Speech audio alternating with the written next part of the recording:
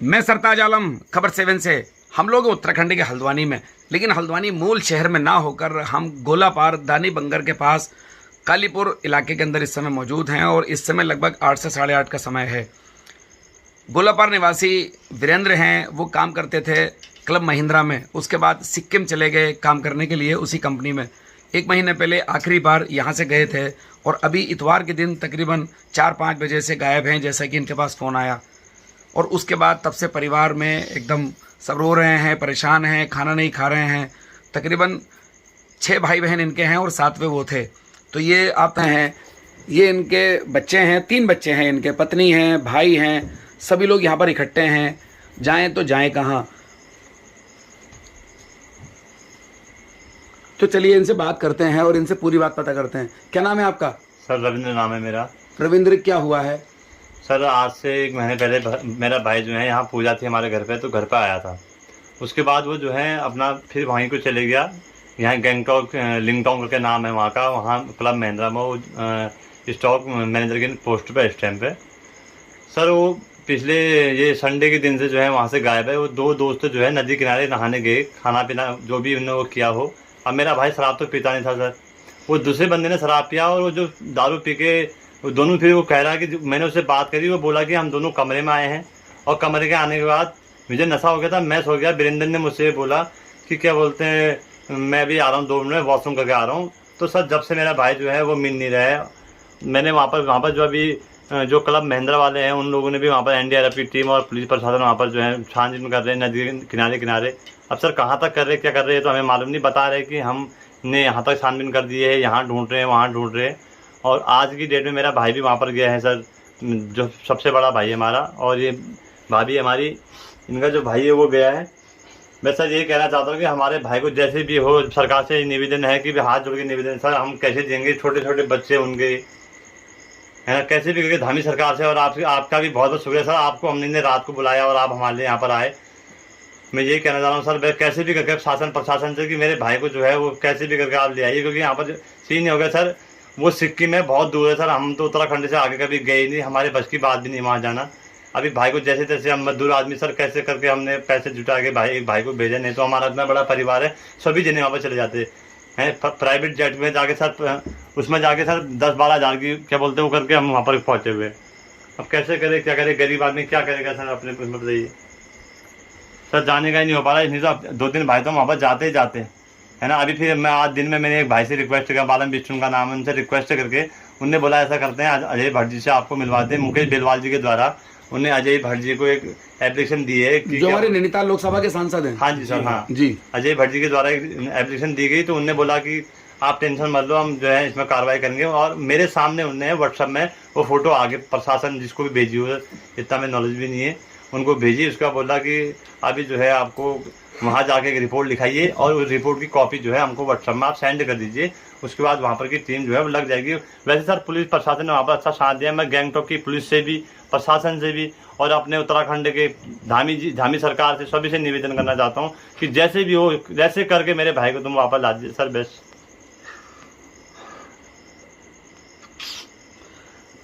Sir, छोटे छोटे बच्चे 3 दिन से खाना पीना सब कुछ बंद कर दिया बच्चों ने।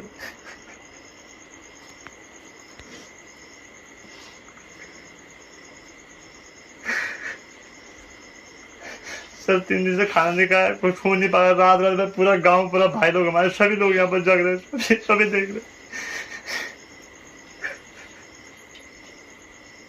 जो दूसरा लड़का सर वो सच नहीं बोला, कभी किससे कुछ बोला, कभी किससे कुछ बोला, कभी कह रहा उसका पाँव फिसल गया, नदी में गिर गया। हमसे बोल रहा है कि हम दोनों साथ में कमरे में आए और साथ में कमरे में मैं सो गया था, मुझे नशा हो गया था। वो पता नहीं वॉशरूम करने, सारा कोई वॉशरूम करने जाएगा तो कहाँ चले जाएगा वॉशरूम करने के बाद, नदी में दोबारा आदमी क्यों जाएगा। सारे कपड़े, जूते, लत्ते, 2 के 2 मोबाइल जो उसके पास है, 2 के 2 मोबाइल कमरे में छोड़ के वो क्यों जाएगा अकेले नदी में, और क्यों।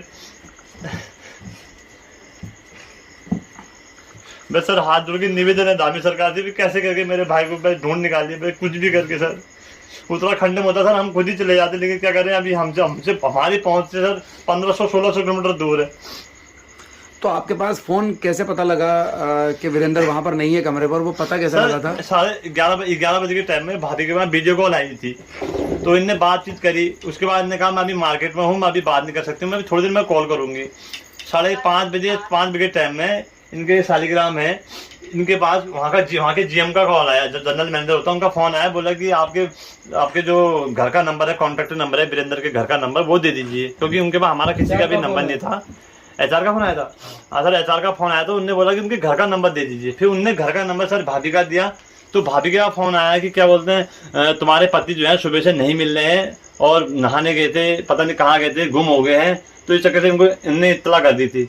तब से फिर इनने एचआर से बात करी, फिर हमने जीएम से बात करी, सर बहुत लोगों से वहाँ पर बात करी, कोई अलग बात बोल रहा है, कोई कुछ बोल रहा है, कोई कुछ बोल रहा है, कोई कह रहा हमें कुछ पता नहीं, कोई कह रहा है कि वो नदी से वापस आ गए थे और नदी में ही उनका पाँव, कोई कह रहा है कि नदी में पाँव फिर लो, क्या पता वहाँ गिर गए हो, और कई लोगों ने उनको हाथ हिलाते हुए देखा, नदी में बहते हुए देखा, इस टाइप की बातें कर रहे सर।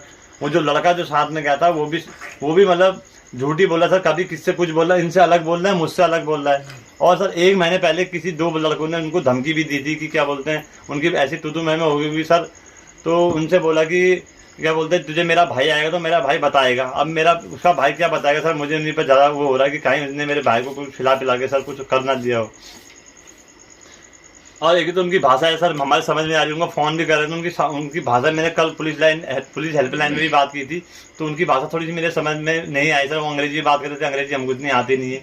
फिर उनकी भाषा थोड़ी सी मुझे डाउटफुल लगी सर, मुझे उनकी भाषा समझ में ही नहीं आती, वो क्या बोल रहे हैं। ठीक है, तो ये मैं ये पूछ रहा हूँ, यहाँ पर अभी कब से गए हुए थे सिक्किम?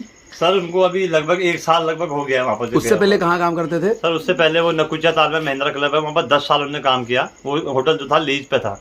अच्छा, तो यहाँ हल्द्वानी सिक्किम में कितने रुपए मिलते थे उनको सैलरी वगैरह के? सर लगभग 12-15 हज़ार रुपये मिलते थे, ऐसा बताया उन्होंने हमको। ठीक है, सिक्किम में? जी सर। और ये नौकुचिया ताल में कितने मिलते थे? सर यहाँ पर उनको 8,000 रुपये मिलती थी। 8,000 रुपये नौकुचिया ताल में 10 साल तक काम किया? जी सर, हाँ 10 बीवी बच्चे हैं, 3 बच्चे हैं और ये परिवार है, कैसे, मतलब ये भी एक बड़ा मसला है। खैर चलिए, तो अभी फिलहाल वहाँ पर एसडीआरएफ और एनडीआरएफ की टीमें लगी हैं। हाँ सर, टीम लगी, वो नदी के पता नहीं कितने दूर तक ढूंढे, क्या ढूंढे सर वहाँ पर। अभी हमारा भाई भी पहुंचा हुआ है, तो अभी मतलब ऐसा नहीं है कि सर वो कोई ज्यादा नीचे तक ढूंढते हो आप, पता नहीं नदी है, अगर भगवान ना करे अगर नदी में गिर गया हो, कितना दूर तक गया हो, क्या गया हो। ठीक है, चलिए यहाँ इनसे बात करते हैं। क्या नाम है आपका? मेरा नाम आशा देवी है। आशा देवी जी, क्या कहेंगे आप? सर मैं क्या कहूँ, मैं तो खुद ही दुखी हूँ, मैं किससे क्या कहूँ, मैं बहुत परेशान हो गई हूँ। मेरा तो बस अपना कुछ कहने का दिल ही कर रहा है। छोटे छोटे बच्चे 3 दिन से लापता है मेरे हस्बैंड, किसके वहाँ जाऊँ क्या जाऊँ। मैंने क्लब महिंद्रा में भी वो किया और कितनी बार उनसे कह रही हूँ कि ऐसा कर दो ऐसा कर दो, कभी कुछ कह रहे कभी कुछ कह रहे हैं। और मेरे पति ना पीते खाते हैं, मैं अपने पति की गारंटी देती हूँ, ना पीते खाते हो ना कोई चीज़ का उनको व्यसन है ना। लेकिन महिंद्रा वाले से मेरी रिक्वेस्ट है कि आप उनको करो, इधर उधर ढूंढ, आप भी ढूंढ के ला दो सर उनको। मैं क्या कहूँ, मैं तो कुछ समझ में आ ही नहीं रही है ना, मैं कुछ कह ही नहीं सकती हूँ ना। मेरे इतने छोटे बच्चे कहाँ जाएंगे, बिना पापा के रह नहीं पाते हैं सर, मेरे बिना रह जाएंगे, मैं अपने पापा के बिना नहीं रह पाते हैं। और ना पति मेरे बिना फोन करे हुए रहते हैं, आखिर वो गए कहाँ, कहीं ना कहीं से उनको ढूंढ के ला दो सर। मुझे सरताज सर का नंबर दे दीजिए, क्योंकि यहाँ पर हमारे कोई किसी मीडिया से पहचान नहीं है, किसी पुलिस से पहचान नहीं सर, किसी से पहचान नहीं है हमारी। फिर मैंने दोस्त से बोला, तब आपका नंबर उन्होंने मुझे दिया। मैंने कहा मीडिया के माध्यम से आपने बहुतों की मदद की है सर, इसीलिए मैं आपकी वीडियो भी देखते रहता हूँ। मैंने कहा लास्ट में हमारी मदद जो है मीडिया ही करेगी, इसी के माध्यम से मैंने आपको बुलाया सर। रात को 8 बजे आपको बुलाया है। बस आप जो कर सकते हो सर, आप ही पे विश्वास है, आप भी जो कर सकते हो बस।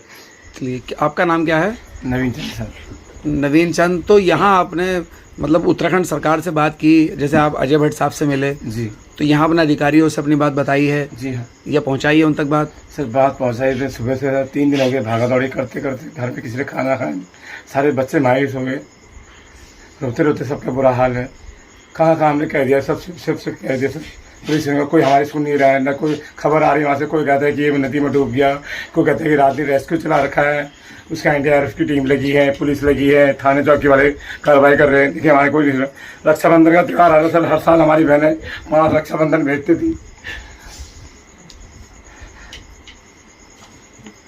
और सर उसके कमरे में जो है जो जिसने कभी जिंदगी में शराब नहीं पी, उसके कमरे में न जाने 25-30 बोतलें शराब की रखी हुई है, और सिगरेट अलग से रखी हुई है ना, बीड़ी अलग से रखी हुई है सर। कभी उसने इस चीज़ को छुआ तक नहीं किया।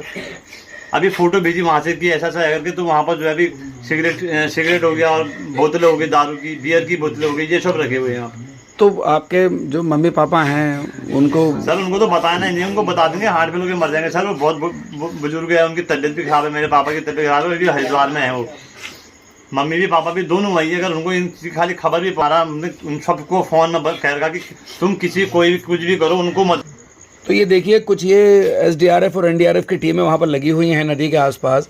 ये तस्वीरें मोबाइल में हैं जो वहाँ से इन लोगों को कुछ लोगों ने भेजी हैं। तो ये आप देखिए ये टीमें हैं वहाँ पर लगी हुई हैं, लेकिन अभी तक भी उनका किसी का पता नहीं है।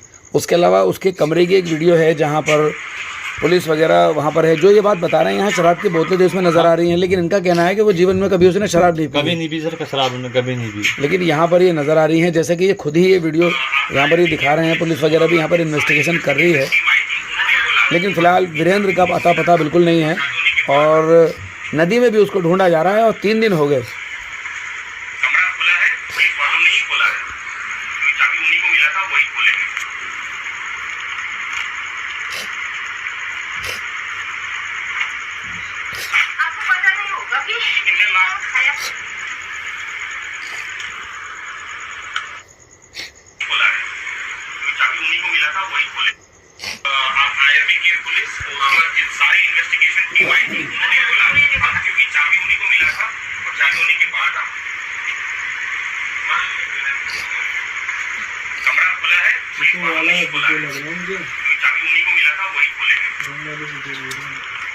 तो ये जैसे कि ये वीडियोस वगैरह आपको वहाँ से किसी ने भेजे होंगे। हाँ सर, ये बड़ा भाई गया है ना, तो उनने बना के ये वीडियो भेजी हुई है अभी। अच्छा, ये बड़ा भाई गया है? हाँ, बड़ा भाई वहाँ पर गया है, तो उनने देखा ये मौका वारदात कि वहाँ पर क्या है कैसा नहीं। उनका कमरा आज ही खोला है, जिस कमरे में वो रहते थे उस कमरे को आज खोला उन लोगों ने।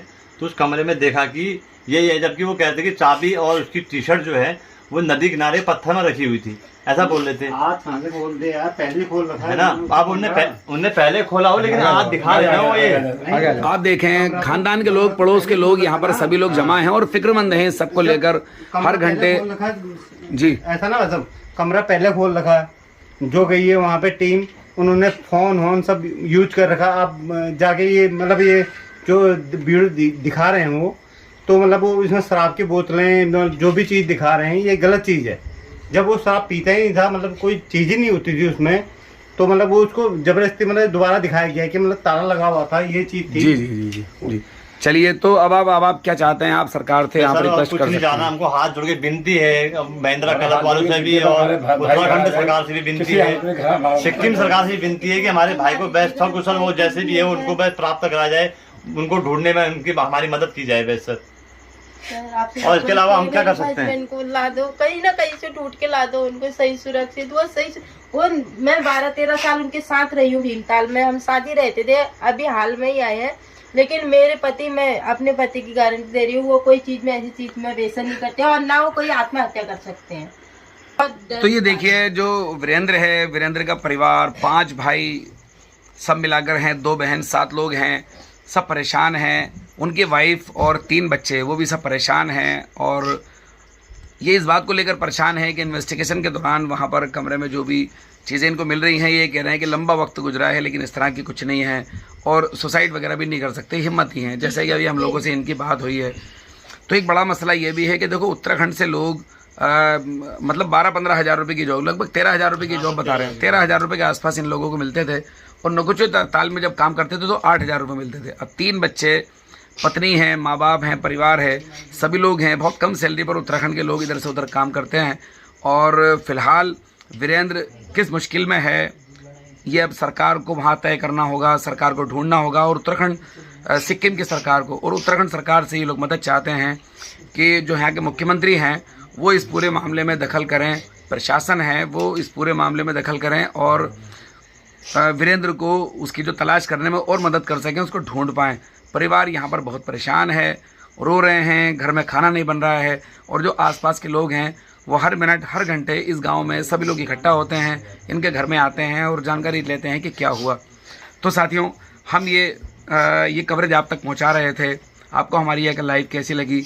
और हमारी भी ये लाइव आप जो लोग देख रहे हैं, हमने कुछ फ़ोटोग्राफ भी अभी आपको दिखाए और यहाँ से आप देख रहे थे। तो आपको भी अगर कहीं इस तरह की कोई जानकारी हो तो आप मदद कर सकते हैं इस पूरे मामले में। इनका पता है ज़िला नैनीताल में, हल्द्वानी गोलापार में रहते हैं, दानी बंगर से 1 किलोमीटर पहले कालीपुर हल्द्वानी से तकरीबन 14 किलोमीटर के आसपास होगा। तो आप लोग भी इसमें मदद कर सकते हैं। सिक्किम में भी अगर हमारी कोई खबर देख रहा हो या उत्तराखंड में भी। तो साथियों, आपको हमारी ये लाइव कवरेज कैसी लगी? अब क्योंकि परिवार मुश्किल में है, बच्चे रो रहे हैं, तो इसमें मदद को आगे आने का मामला है प्रशासन और सरकार का। तो साथियों, मैं चलता हूँ। मैं आपका दोस्त, आपका भाई, मैं सरताज आलम, खबर 7 गोलापार।